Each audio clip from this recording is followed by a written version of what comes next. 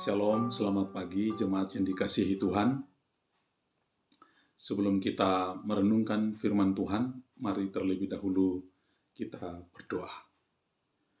Bapa di surga, kami bersyukur ya Tuhan, di pagi hari ini Tuhan memberikan kami kesempatan untuk merenungkan firman Tuhan. Kami berdoa Roh Kudus bekerja dan memberikan penerangan bagi kehidupan kami melalui firman-Mu. Dalam nama Tuhan Yesus Kristus kami berdoa. Amin. Jemaat yang dikasihi Tuhan, renungan kita pada pagi hari ini terambil dari Efesus pasal 4 ayat 17 sampai dengan ayat yang ke-24. Namun saya hanya membacakan ayat yang ke-17 saja, yang berbunyi demikian. Sebab itu, kukatakan dan kutegaskan ini kepadamu di dalam Tuhan. Jangan hidup lagi sama seperti orang yang tidak mengenal Allah dengan pikirannya yang sia-sia. Jemaat yang dikasihi Tuhan, firman Tuhan sangat jelas untuk kita. Jangan hidup lagi sama seperti orang-orang yang tidak mengenal Allah dengan pikirannya yang sia-sia. Ada satu pertanyaan menarik yang perlu kita renungkan bersama, yakni sudah berapa lamakah kita menjadi orang Kristen? Mungkin ada yang menjawab, sudah bertahun-tahun. Mungkin juga bahkan sejak lahir kita sudah menjadi Kristen. Atau mungkin kita bertanya, sudahkah kita dibaptis? Sudahkah kita disidi? Sudah. Jelas kita sudah dibaptis dan disidi. Kita sudah menjadi warga gereja. Namun, tidaklah demikian. Hanya cukup sekedar menjadi orang Kristen yang sudah menjadi warga gereja, sudah dibaptis, sudah disidi, dan sudah bertahun-tahun menjadi orang Kristen.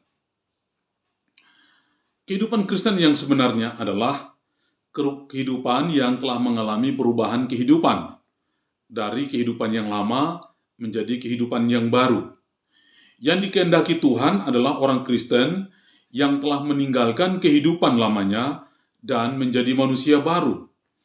Yang dimaksudkan dengan manusia yang telah mengalami pembaharuan dalam hidupnya adalah kehidupan yang telah melalui proses pertobatan, yaitu percaya kepada Tuhan Yesus Kristus. Seperti yang dikatakan dalam 2 Korintus 5 ayat 17 yang berbunyi, siapa yang ada dalam Kristus, ia adalah ciptaan baru. Yang lama sudah berlalu, sesungguhnya yang baru sudah datang. Sebagai manusia baru, maka sudah seharusnya kita tidak lagi mengenakan tabiat manusia lama dalam kehidupan kita. Melainkan kita mengenakan tabiat Kristus, yakni manusia baru yang dipimpin oleh Roh Kudus dalam kehidupan Kristen kita. Namun, apa yang nyata dalam kehidupan kita sehari-hari? Ternyata kita masih juga dapat melihat bahwa masih banyak orang-orang Kristen yang masih memiliki tabiat manusia yang lama. Gambaran manusia lama itu ada nampak di dalam apa yang dikatakan dalam Galatia 5 ayat 19-21, yakni ada percabulan, ada kecemaran, hawa nafsu, penyembah berhala, sihir, perseteruan, iri hati, amarah, kepentingan diri sendiri, percideraan, roh pemecah, kedengkian, kemabukan, pesta pora, dan sebagainya.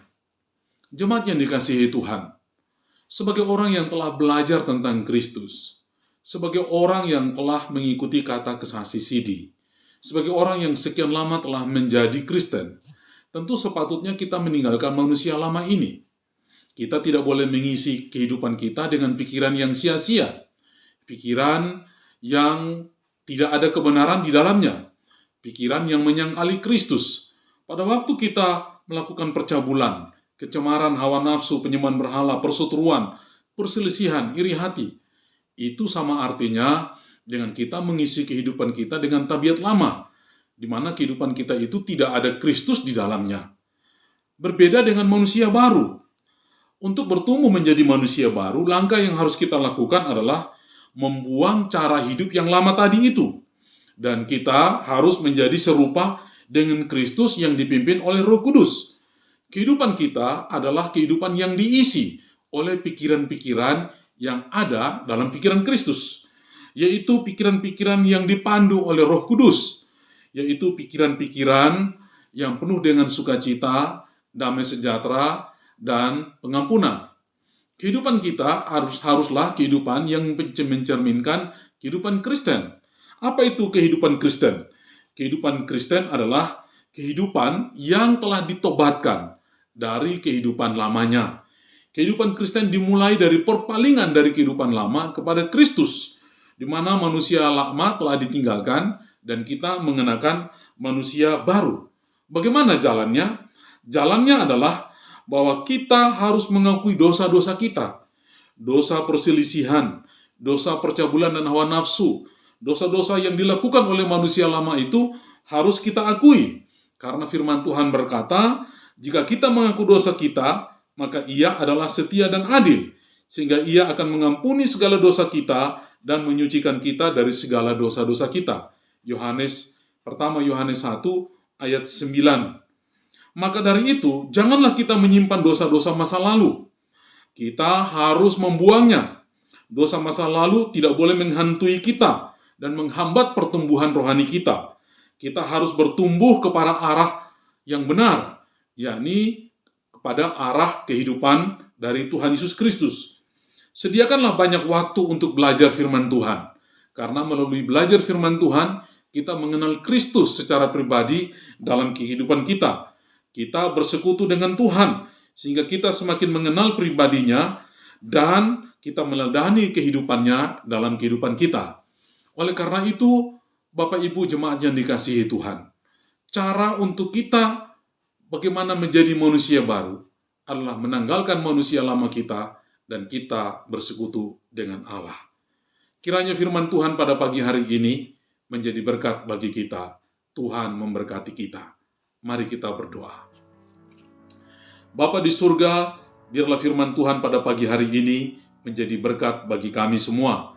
Kami ingin bertumbuh dan kami rindu supaya Roh Kudus memimpin kami, sehingga kami menanggalkan manusia lama kami dan menjadi manusia baru yang dibaharui oleh Roh Kudus, bertumbuh dalam iman kepada Yesus Kristus, Tuhan dan Juru Selamat kami.